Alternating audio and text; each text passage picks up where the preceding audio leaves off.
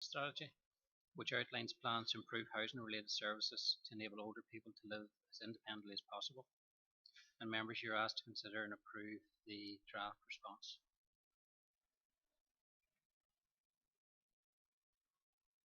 Councillor Logue is looking to speak.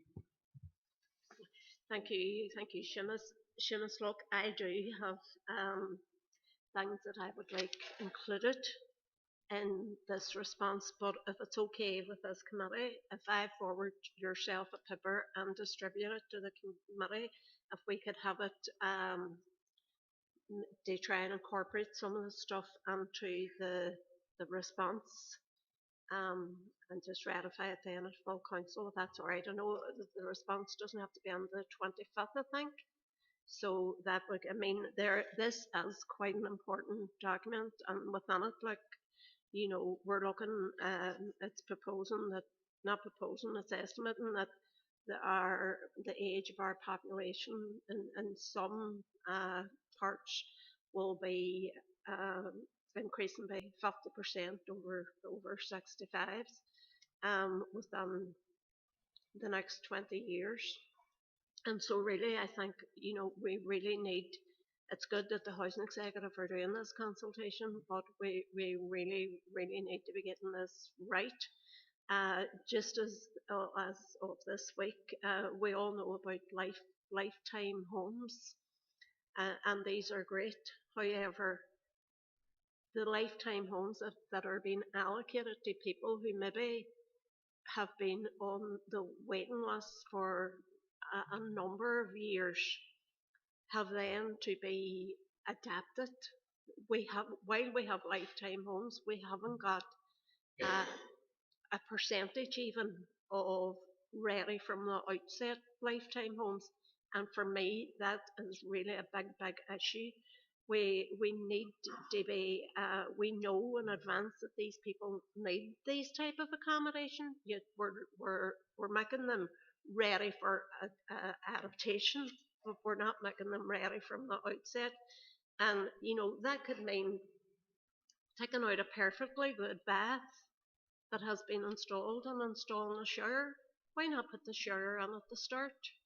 You know, instead of having the floor ready for a shower, take out the bath, and then we know that we have these people who need these type of facilities who are on the waiting list. So we need to be proactive and do it rather than reactive. As I said, there's four different areas of response there, but if that's okay with this committee, if I could please just circulate what I would want included on our response, if that's okay. So that's what I'm proposing, that we just hold fire until I circulate my views on it, please. I could go through them all here now, but it's literally going to take me all night, so I'm not going to do that. Okay, have we a seconder for that proposal? Councillor Burke. Okay, thank you.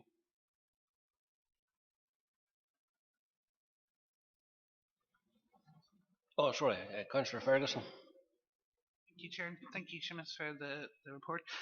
The only thing I would add to is kind of drum my rural drum, basically, that where a lot of these older houses or areas that are placed for assisted living are usually away from rural villages, and there's a lot of older people in the rural villages who would like to stay within those. So, well, the Housing Executive to consider also having this policy for its rural developments and have that. I think the only other thing I was going to say is, you know, I think bringing the age-friendly coordinator on this is a brilliant idea, and possibly maybe DFI, because part of this too was looking at the age-friendly coordinators, drop curbs, all the different stuff that DFI attribute to need to be looked at whenever it comes to the housing. Thank you. Thank you, Councillor Ferguson.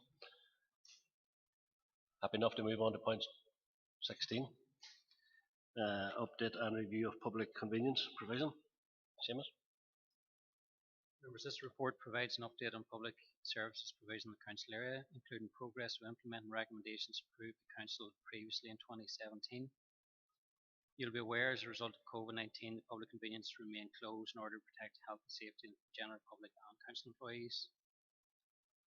Members, some of you will be able to recall that a review of the public toilet provision was carried out in 2017, and a member-led working group made a number of recommendations, and including the implementation of the community toilet scheme. This scheme and the increased number of change of place facilities across the council area has helped improve public access to better quality, clean and safe public conveniences.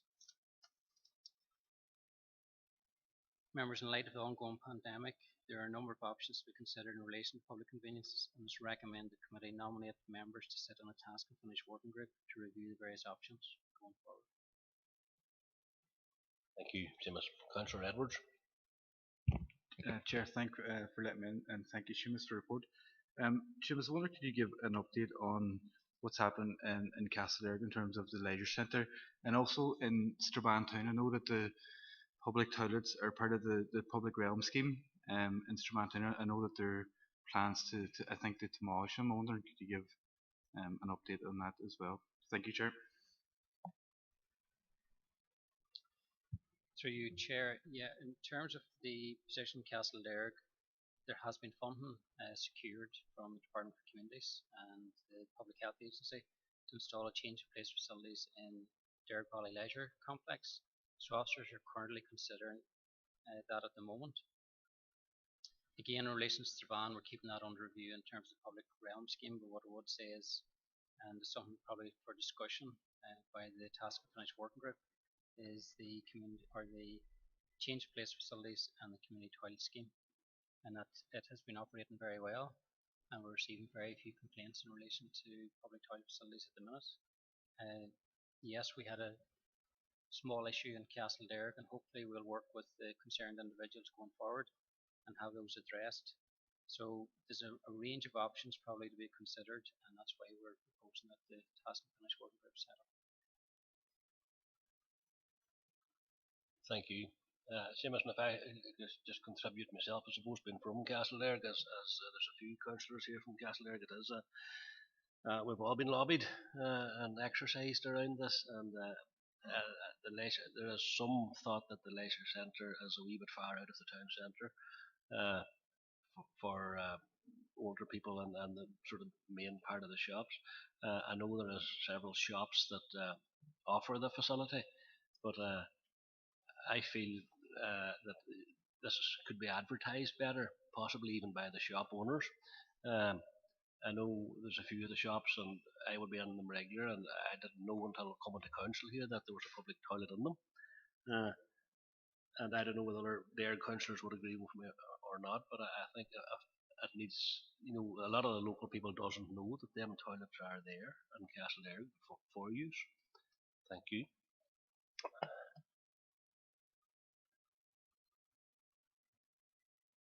Councillor McHugh.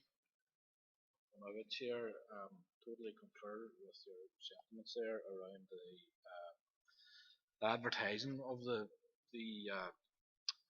scheme in Castlereagh. I do think it's something that council should explore in terms of making it more visible to people who are maybe shopping in Castlereagh or whatever.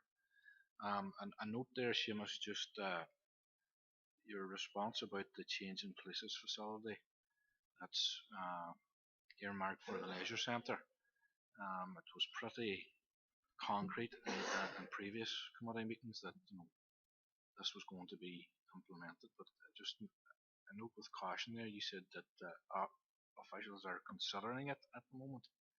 Does that mean they're considering it as a project or considering it when it's going to be implemented? And just could ask as well, the contractor that's been appointed to demolish current facility in Castlereagh, and when's that likely to be undertaken? Thank you. Through you, Chair, and apologies, Councillor McHugh, if there was some confusion there. By all means, the fund has been secured, plans have been drawn up, and officers are looking at prices, and it really will depend in terms of what prices come back based on the level of fund that has been secured. So we're very hopeful that that will proceed, but again, it depends on the prices that come in for carrying out the works. And in terms of the contractor, it is proposed that that works will be carried out within the next couple of weeks. And I don't actually have a definitive date, but I'll keep informed of that. Okay, Councillor McHugh, yeah. Go ahead. Thank you, Seamus, for that response. I just want to raise one other item, and that's in relation to Melvin. Councillors from the Strabane area would be familiar that Melvin's currently reopened again in terms of his youth and senior team training there for Strabane Athletic. But currently there's no toilet facilities there. On the sled, the children having to relieve themselves, at the side of the football pitch and all, It has been raised previously by my colleague, Councillor Boyd, and I know she's very adamant that it's been talked about for long enough and it needs to be actioned. Something needs to be done there. You can't expect children particularly to be coming to training and have no toilet facilities.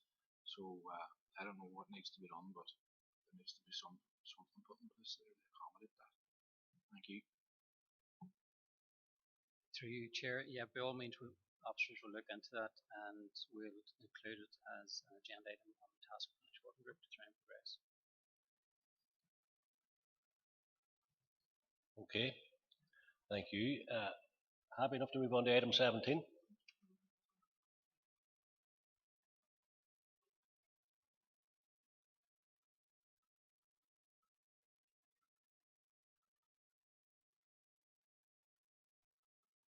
Sorry, we need nominations for the task force working group that was presented here. Councillor Farrell, are you proposing? I'll propose Councillor Edwards. Okay, Chair, I'll propose Alderman Kerrigan. Chair will forward on the name of the representative. Chair, I'll propose Councillor McKinney.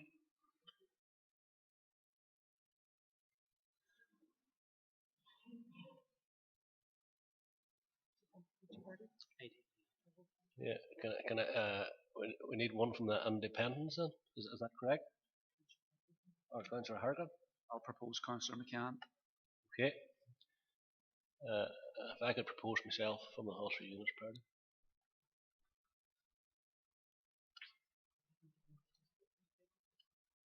And Councillor Barr, do you want to propose an independent? I propose Councillor Gallagher.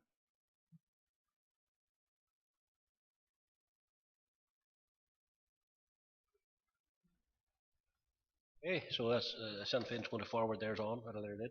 So, are you happy enough? Okay, so we're going to move on to item 17, supporting entertainment licence holders. Thank you. Members, this report sets out the proposed approach to process entertainment licence applications in order to support licence holders during the current coronavirus pandemic. Although there have been restrictions lifted from many sectors of the hospitality sector, from July there are still restrictions in place regarding the provision of entertainment, and should these premises be permitted to reopen and provide entertainment, their capacity will be restricted due to social distancing requirements. This report outlines the current validation process and considers the options available to Council within the constraints of legislation, and makes recommendations for a revised approach to the processing of applications in order to support licence holders.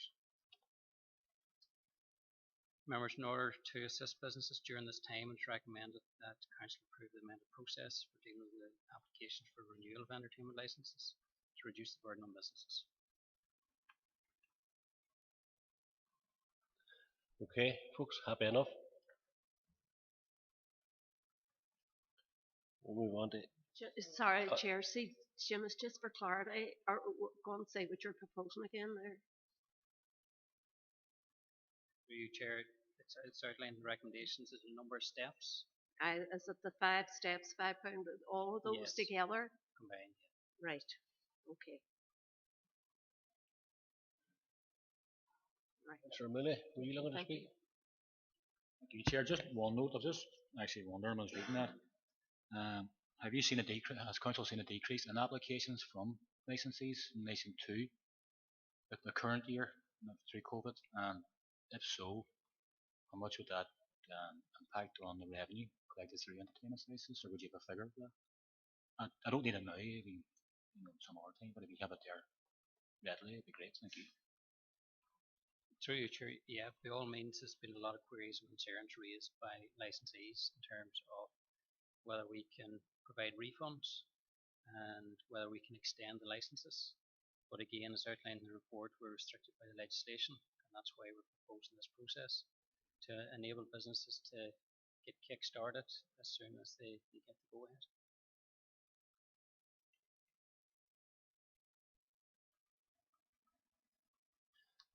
So can we have a proposer and seconder for that proposal? Councillor Mooney. Be a seconder.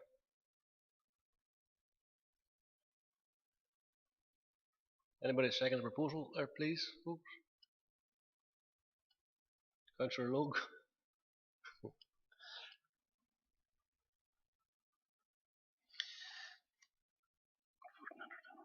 Okay, moving on to 18, and that is the survey response in relation to roads.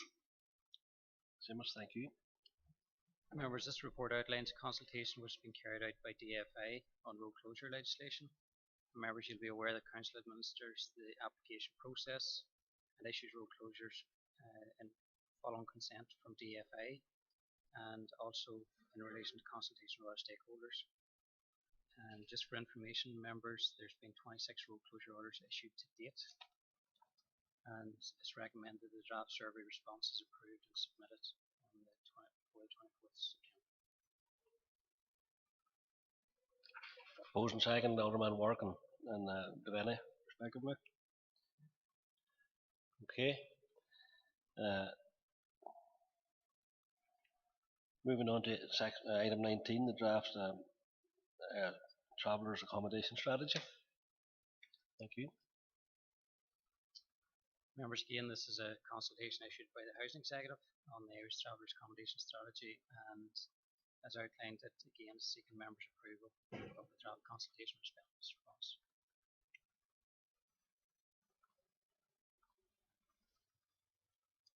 Proposer for that item?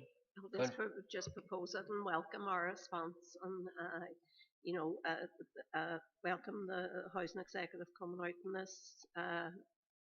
They are the responsible body for housing of travellers, and it's good that this is done in an equitable manner and taking into account their culture. Thank you. Thank you, Councillor Logue. Seconder? I'll be the second. Councillor Farrell. Okay. Moving on to item 20. Item 20, Seamus.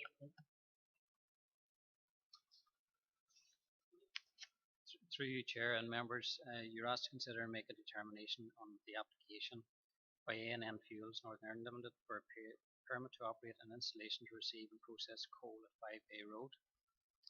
The relevant legislation aims to prevent, where possible, emissions from this type of premises to air. The report provides details of the application, the historic use of the site as a coal yard, previous permits held by different operators at the site, and the consultation process carried out to date, and also the options available to members when making their determination. Members, a large number of written representations have been received during the public consultation period for this permit application, and this is summarised in Appendix A, and I'll draw your attention to page 2221 in the pack, and copies are also provided in Appendix C. While some aspects of these representations may be land use issues or matters of principle that are not material to this decision making, it is accepted that the public are concerned over the potential impact to their health and environment, both directly and indirectly, from industrial coal activities at this location. Based on information provided in this report, members shall either grant or refuse a permit.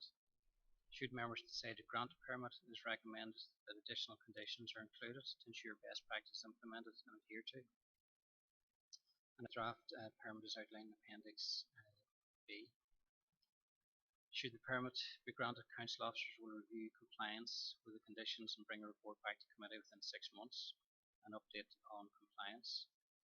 Should members decide to refuse the permit, the reasons for refusal should be provided, and that's important as the applicant may appeal to the Planning and Appeals Commission.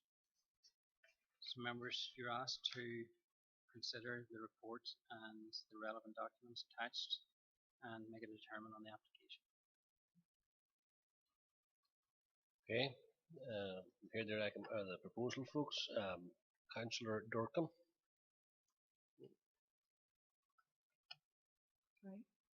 Thank you, Chair, for letting me in, and thank the committee. I'm not a member of this committee.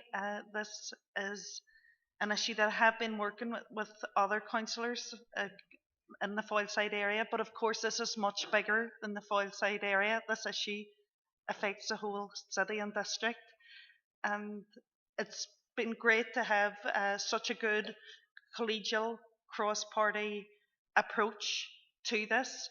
And I think the level of the public response here today in terms of the papers and the consultation documents speak for itself. People don't want this, and this is not a place for a coal processing plant.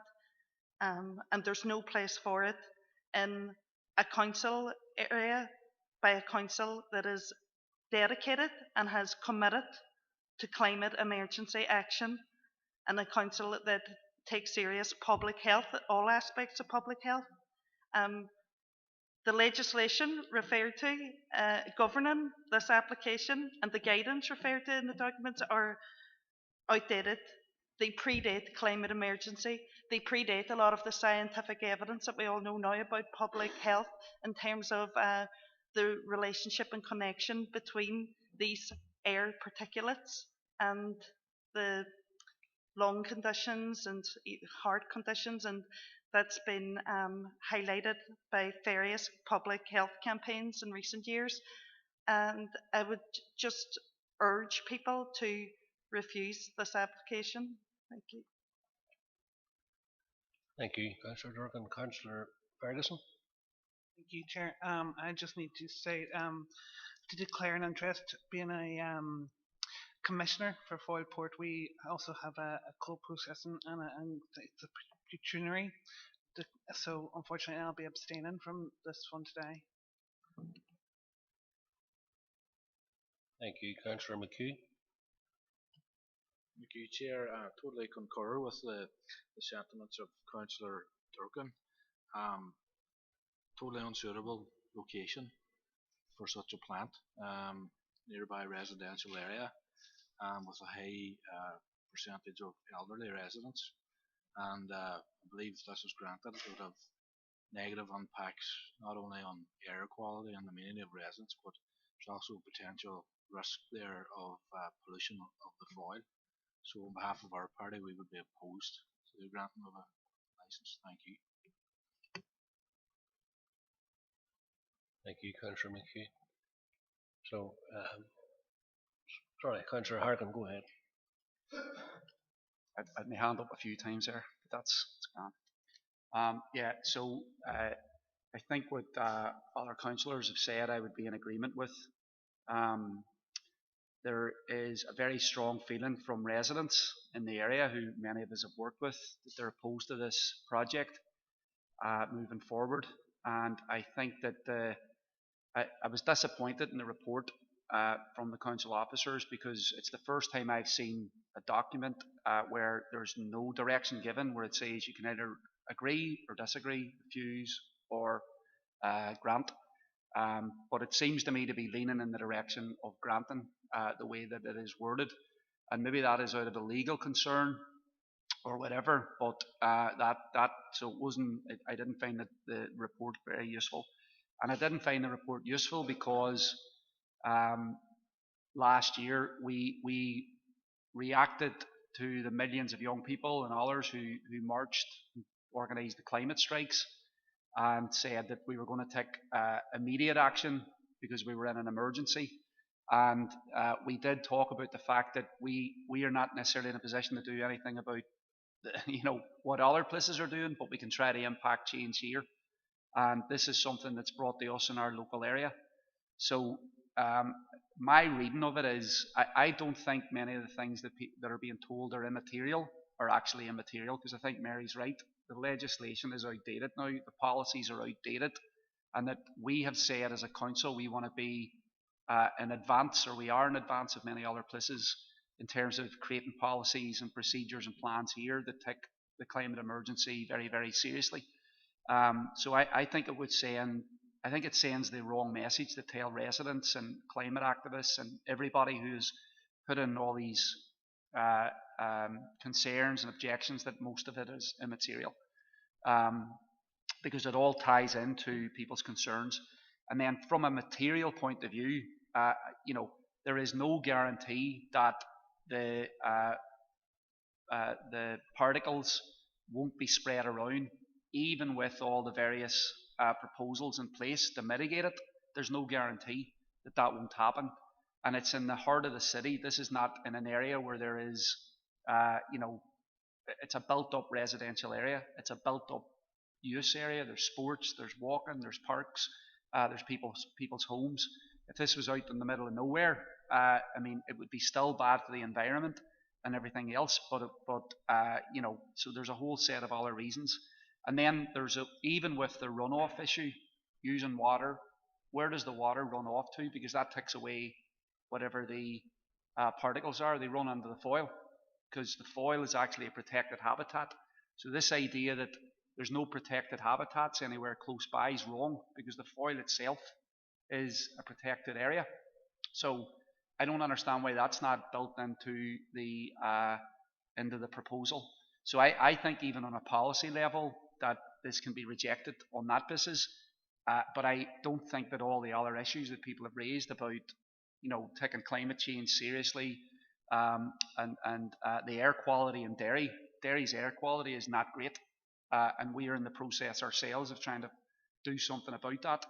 So, I think that I would also, I wish that the council, we were given more clear recommendations, but I think we should oppose this as well and refuse to grant this.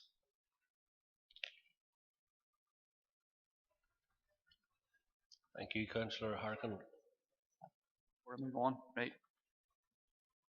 There's also been a lot of confusion about how this was moved forward, because it's obviously the Health and Community Wellbeing Department. So is this operational right now? Because because it says that the application was deemed to be duly made. Does that mean it was given? Is this a retrospective application that we're discussing?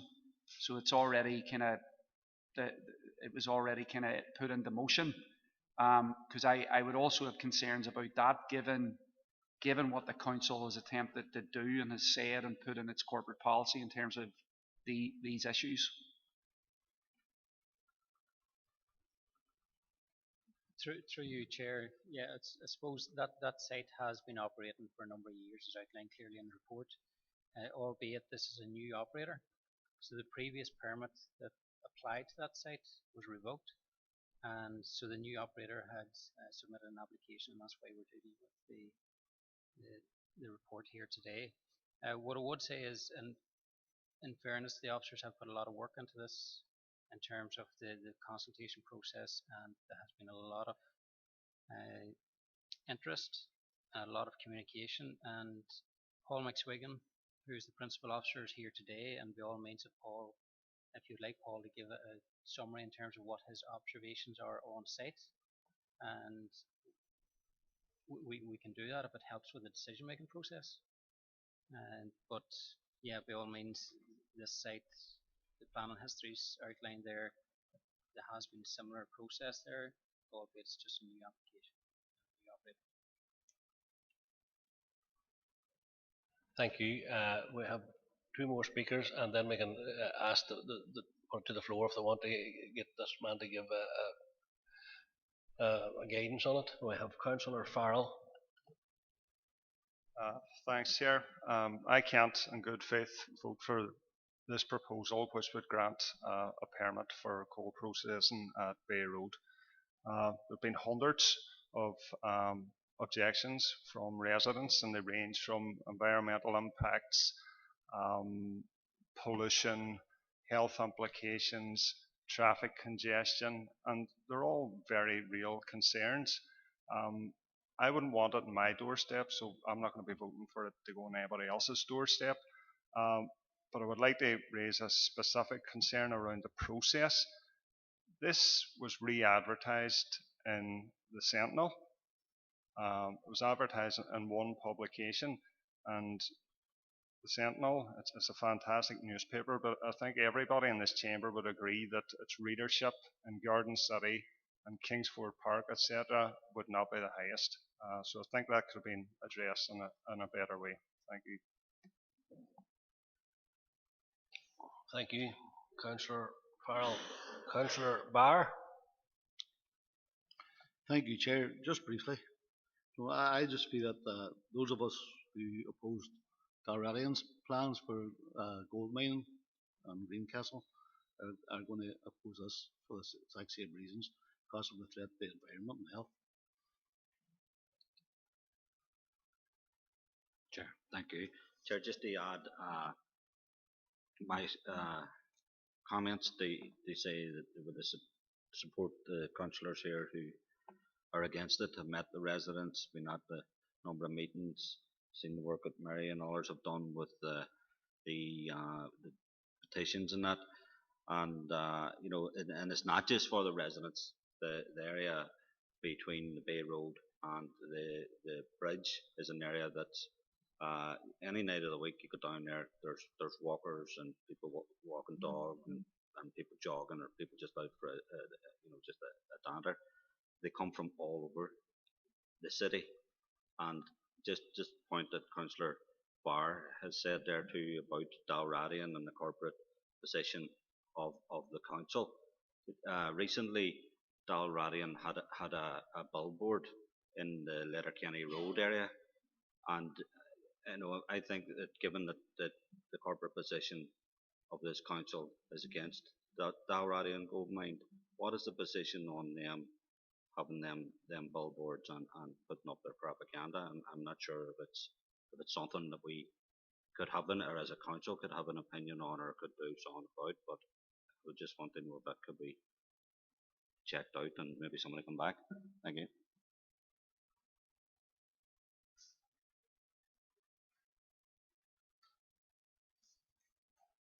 Council's going to come back to that later, Councillor Donnelly, if that's okay. Is there anybody else who wants to speak on this issue? I'm getting the feeling everybody's against it. So if I'm taking a proposal, the proposal is not to support. Am I right in doing that?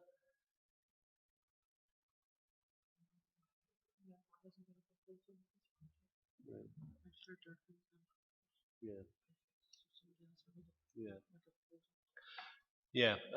We need somebody to make a proposal on this that's a member of the committee.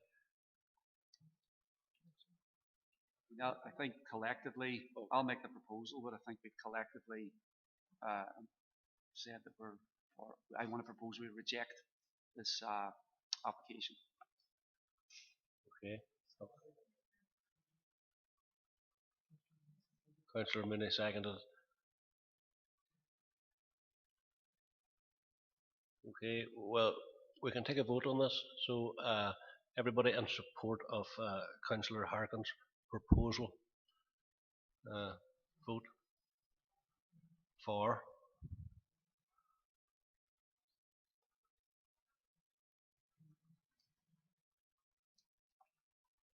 Well, that's carried. So there's 10, so that Councillor Harkin's proposal is carried.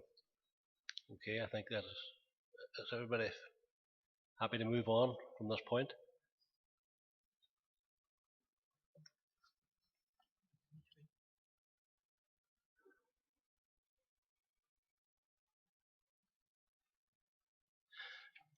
So if you remember back to the start of the meeting, it was proposed that we bring in the community crisis service out of confidential to now. We're bringing it in now. Also, I think we're aware that there's certain parts of that we can't discuss, and we'll take Seamus's guidance around that. If that's okay, thank you. Thank you, Chair, and I'll keep it as a brief summary. And if there's any further queries or comments in relation to contractual issues about this service, we can deal with under confidential, if that's okay, members. So the good news is the Minister of Health issued a positive statement today, confirm additional funds to enable the service to continue beyond the 30th of September. And following discussions and agreed actions of previous committee meetings in this matter, this report outlines the correspondence issued to the Ministers of Health, Communities, Justice and Infrastructure, seeking urgent funding for the service. Members, you'll be aware of the background and the motion passed by Council, which called for the Department of Health to fund the service and for the Northern Ireland Executive to adequately resource the Protect Life 2 strategy. And members, it's recommended that you note the correspondence with the various government departments and note the level of funding, which is 60,000 allocated to the Department of Health to enable the service to continue beyond the 30th of September. Thank you, Seamus. Alderman Wark, and then Alderman Devaney. Thank you, Chair. It's very welcome news today that came forward, and we must ensure this vital service does continue. And as always funded, the service has helped so many people in the city through their darkest times. There should be no doubt or funding should be availed for the service further on. But I have just one other question. It's not related to this, but it sort of falls through. It's more or less the future of the foil project. Where are we lying with that, or where is it actually now? Because I know a lot of presentations here have came in under the chamber here, and I just like even some kind of paper to come forward to the next committee on that. You see where we are. Through you, Chair, we can liaise with the Public Health Agency and ask for an update and bring it back to Peter.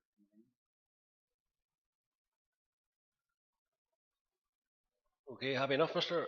Councillor. Alderman Wark, Alderman Devaney. Thank you, Chair. Just on the back of the previous speaker, I would like to welcome the money that has been here for the CCIS. As previous speaker has said, a very much needed service here. But I do worry we're sort of running from door to door with this project, and I do believe we need to look at a more sustainable way of funding this organisation, because we're sort of running from ad hoc from one 3 months to another 3 months, and there's always a worry, and I know when you're involved with an organisation like that and there's no secure funding for a period of time, it's very, very hard to plan. So it is for the future. And I know our party, our local MLA here, Gary Middleton, had tabled a debate in the Assembly, but this money was granted just before the debate came up. But on behalf of our party, we would like to welcome it, but we would like to see money reinforced to continue this delivery of this great service. Thank you, Alderman Devaney. Councillor Logue. Thank you, Chair. Again, I would just like to welcome this money, but certainly it has been said here, we can't keep running with a pat in hand. We're just lumping along here on a very, very vital service that is needed, not just within this community, but within all communities. So certainly I would be urging again that we encourage the Minister to have this crisis intervention centre included within the strategy for mental health, and that long-term funding of this facility is granted. Thank you. Thank you, Councillor Logue. Councillor Ferguson. Thank you, Chair. And again, I'm going to echo the same words as most of the councillors before me. We are really pleased at this news.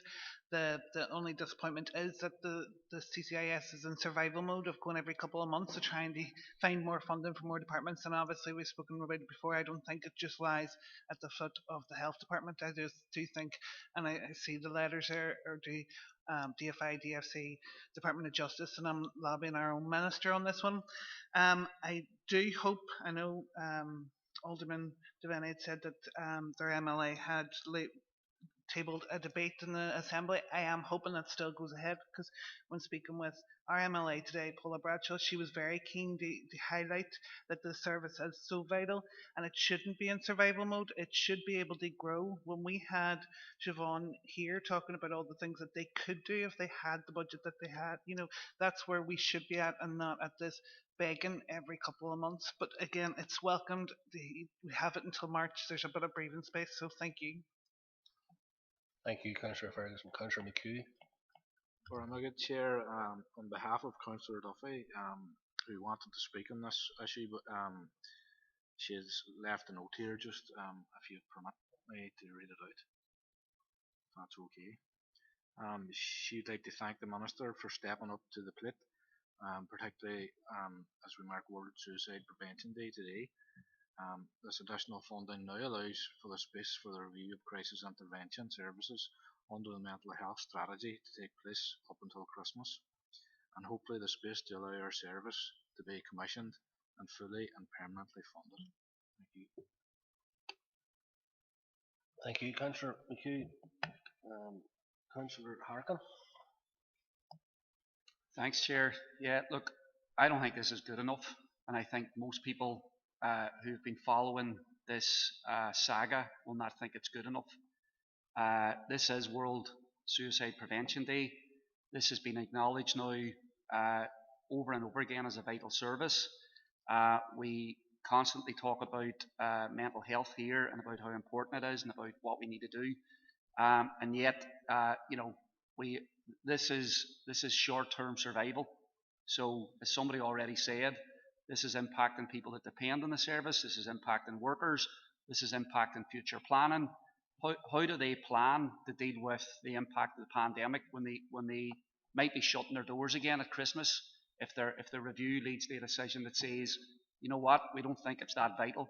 So I think, of course, it's good news that it's open for another couple of months, but this is unfair. It's unfair to force this council to constantly have to fight over this.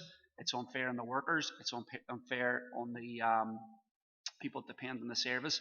I think it's unfair to the city and the district, because I think it's sending a message to the Northwest that the council's saying that this is a vital service, and yet we have to run up to Stormont and we've got another 3 months of life. So, if this is an opportunity now for a review that leads to core funding, we had a long campaign around the Foyle Haven, and that had a big impact on the workers there, had a big impact on the people that depended on the service. So we're running through this again now with what's considered another vital service for the city. It could become more important. And I think, yes, it's not just, we have said over and over again, it's not just about one minister. We want the executive to see this as a priority for Derry and for the district. And so I think that has to be the message from the council.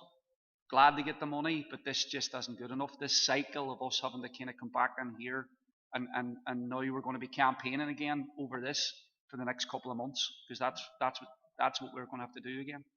Thank you. Thank you, Councillor Harkin. Councillor Farrell. Thanks, Chair. And for once, it seems that every party or individual in here is saying exactly the same thing about the crisis intervention service. We need it. Mental health issues in this city are well documented.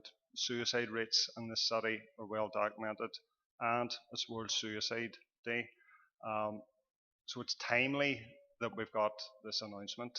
We've got it for 6 months, but as everybody else has said, there needs to be sustainable funding. And it's not just the Health Minister. There needs to be collective agreement across the executive, and every executive party is in this chamber. So we all agree on here, and our colleagues in Belfast should be able to agree as well. I would refer to the Unicef item that we discussed earlier. There was a survey done with the children. One of the key issues was mental health. That's important to everybody in this city, and if people see this constant fight for funding over mental health, it just shows the priority it has for our government. So they need to get their heads together, and they need to provide funding certainty for this vital service in this city. And people will rightly say, why is it that the Northwest have to fight so hard for things that other areas just get without a battle? And they'd be right. Thank you, Councillor Farrell. And if I just could conclude by agreeing with practically everything that is said here, I think everybody and all the parties have lobbied to get the funding for this service. Obviously, myself and an alderman Guy has lobbied the Minister personally on this, and I do agree with Councillor Farrell and much of what other people that I don't think this should be left to one department. I think this is everybody's baby, for want of a better expression, and I think it isn't good enough that it's drip fed. How can you motivate staff when they don't know they're going to be there in a month's time or 2 months' time? It's soul destroying for staff, having to go with cap in hand all the time. And I think now there's a small window that we can secure the proper funding and get our act together and get the funding delivered for this, that the staff there know they have a job to move forward with in the future. Thank you. We're moving into open for information. There's item 21, 22 and 23. I'm happy if people is happy that they have read it all, I can move through on and move into sorry, Councillor Donnelly, go ahead. Thanks, Chair. Last time, promise. Chair, we just it's regards item 22, Derry and Strabane Policing and Community Safety Partnership. We just came out of an item there now where we probably, in my opinion, seen a lot of half a loaf politics, where we were saying we were welcoming and talking about people stepping up to the plate for 30-odd thousand pound for a community crisis intervention service. Piecemeal, keeps it going for a couple of months. It's half a loaf politics. We have a serious problem with mental health in this town, and it's getting worse. COVID didn't help. It's not uncommon to see fallers or maulers walking up and down that river looking for the bodies of their children. Now, regarding the PCSP, in the year 2021, we're intending to put in £400,000 into this body, and nobody says anything about it. It's a false body. It's of virtually no benefit to the people of this district. Strategic objective number 3 states that it's to improve community confidence and accountability. How can you improve accountability to a police force that 40% of its budget is controlled by MI5? Where's the accountability in a force that has a child recruitment policy, that widely abuses stop and searches, and only a couple of weeks ago assaulted a number of children, some of them with additional needs, some of them very vulnerable? And what has this PCSP done to improve confidence or accountability?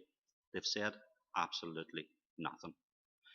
Even from a reformist position, for people in here to think that this police force can be reformed, the recent statistics that 30% of it are Catholic and 25% in female, coming from a city that is labelled overwhelmingly Catholic, and has a majority female. Even from a reformist position, that has to be even seen as an absolute failure. And I think it would be, I couldn't let this go without making that point. We are firing £400,000 into this year alone, 2021, and then we struggle to keep a crisis centre open. Thank you.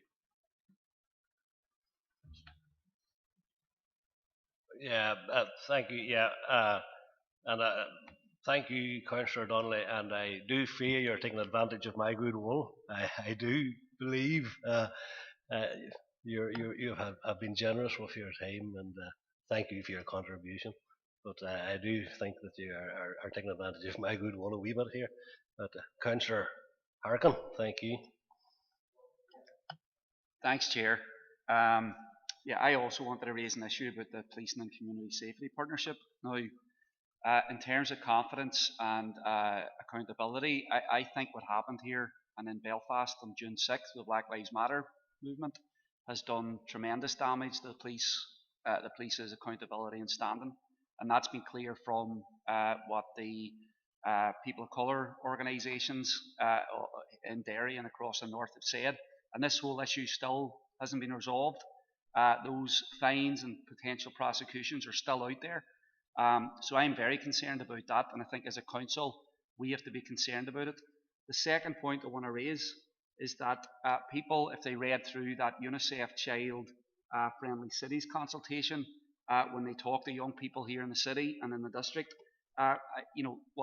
what young people said about the police, I think, should have jumped out. There was the actual consultation itself was fascinating because it gives you a real insight into the concerns of young people in our city.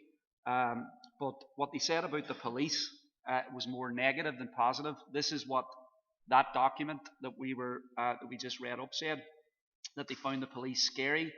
They found too many of the police were bullies.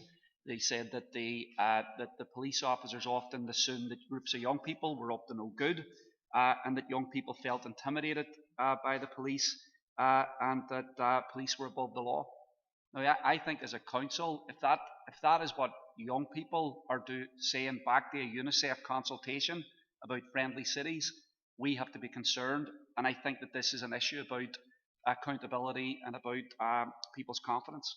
So, I wanted to raise that UNICEF issue in particular, and obviously, the Black Lives Matter issue. This is something that the police have still not, given everything else. I mentioned these COVID scam rallies that are happening in the city. No fines, no prosecutions. It's only been the Black Lives Matter rallies out of everything that's happened here in the north now, due to the pandemic, that have been hit with fines. And so I think that is a very, very serious issue that hasn't been resolved yet, and there's been no answers put forward. Thank you, Councillor Harkin. Any other speakers? Councillor Logue. I just want to put it on record that as far as our party is concerned, we have met the PSNI locally. It has been raised at the PCSP too as well, regarding concerns about the behaviour of some of the policing within this council district. Further on from that, there is going to be more higher level party meetings with the relevant people within the PSNI. So it hasn't been left, things aren't being left, that they aren't being challenged and trying to do something about. We are proactive, engaging with those that we need to be engaging with regarding these issues. Thank you. Thank you, Councillor Logue. Are we happy enough?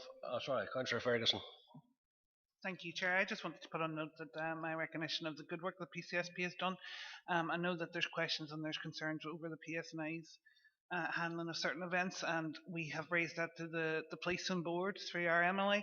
But when it comes to PCSP, all I'll have to say, within my area alone, I've had domestic violence calls where the community safety wardens have come out and fitted alarms on doors and helped women sleep safer at night. I've had elderly residents who are terrified by people within their streets, and the community safety wardens have added their address to their list and make sure to check it every night. That's just a few things. We've had issues with fireworks where they've come out and they've funded a safe firework display for the whole community. You know, I understand people have concerns, and I'm all for one for scrutiny and challenging and calling things out, but I just wanted to put something positive on there about PCSP. Thank you. Thank you, Councillor Ferguson. Councillor Burke. Mine is obviously in relation to item 23. So it is.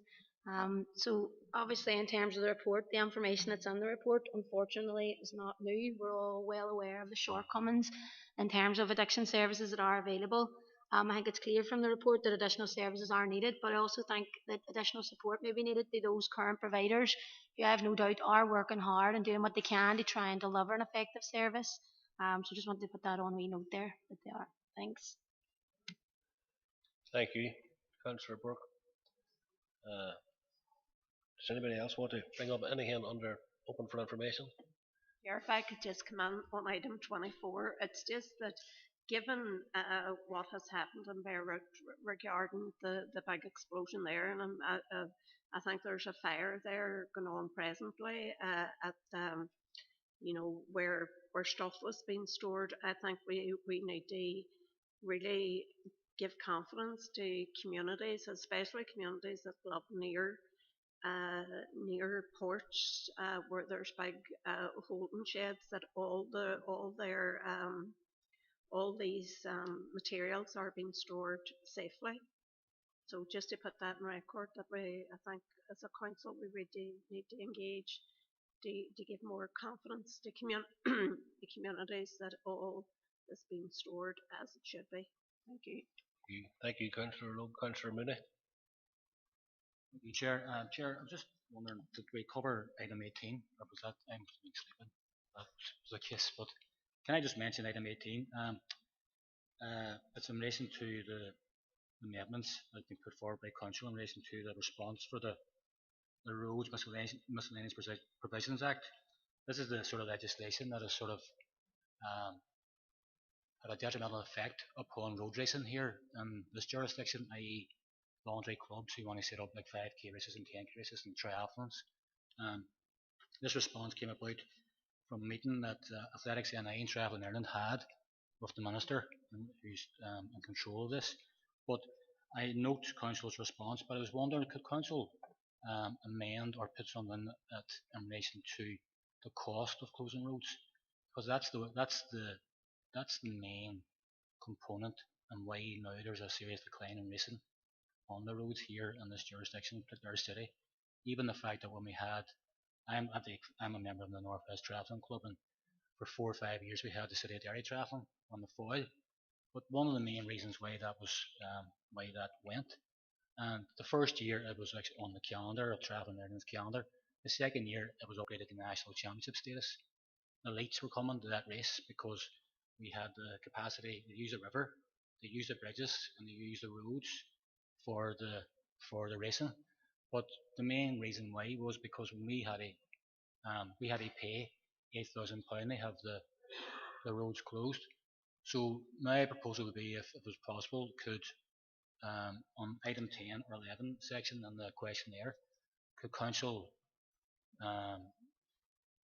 insert a remark or an actual suggestion to have that reviewed as well, the cost of closing roads, because that is the oppressive component in this matter. But I'm going to leave it there. Thank you, Chair. Cheers. Is there a proposal in there, Councillor?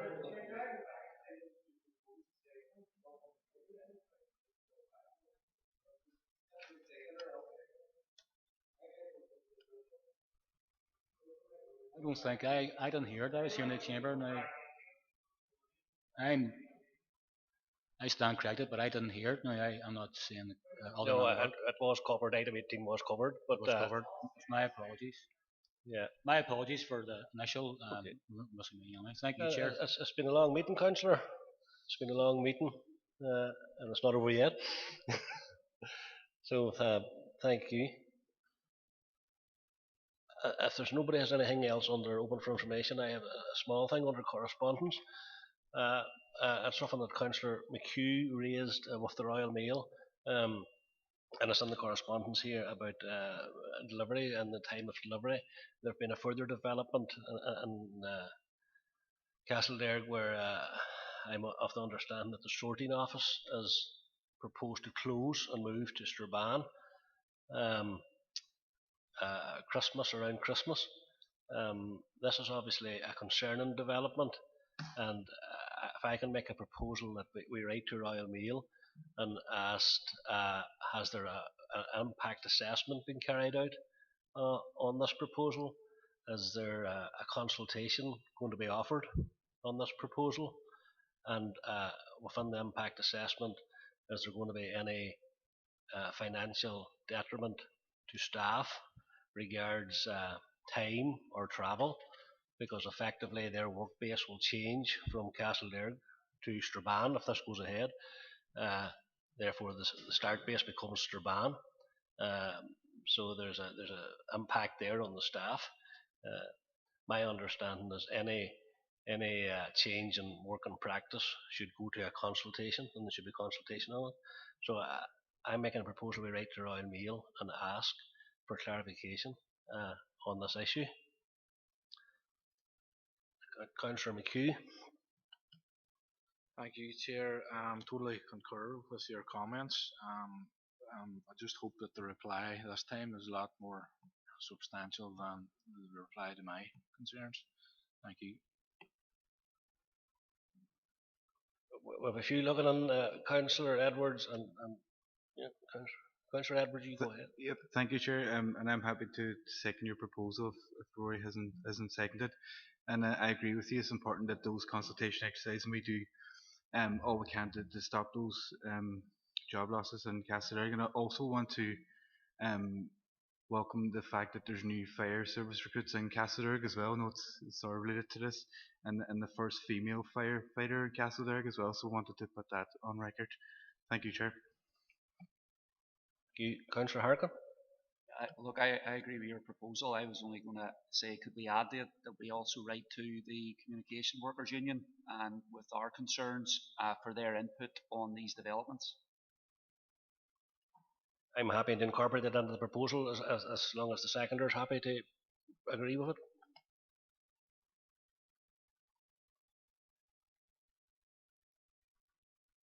Happy enough to agree with that, Councillor McHugh? Or yeah. Okay. So that leaves us moving into confidential. Proposed and seconded by two aldermen. Matters arising. Do we need a proposer and seconder for the minutes?